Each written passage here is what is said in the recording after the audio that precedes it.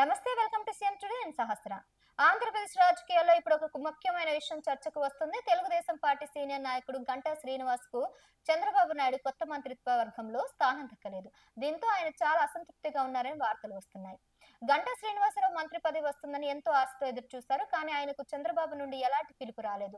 ప్రమాణ స్వీకార కార్యక్రమానికి కూడా ఆయన హాజరు కాలేదు. దీంతో ఆయన ఎంత నిరాశలో ఉన్నారో అర్థం చేసుకోవచ్చు. గంటా శ్రీనివాసరావు సీనియర్ నాయకుడు, గతంలో చాలా ముఖ్యమైన పదవులు ఉన్నారు.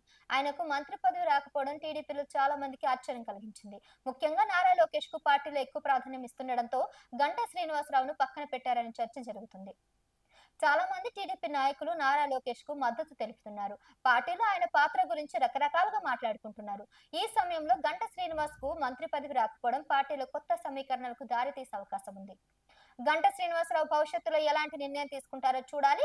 ఆయన పార్టీలో కొనసాగుతారా లేక వేరే దారి చూసుకుంటారా అనేది వేచి చూడాలి. ఆయన అసంతృప్తి టీడీపీ రాజకీయాల్లో ఎలాంటి మార్పులకు దారి తీస్తుందో వేచి చూడాలి.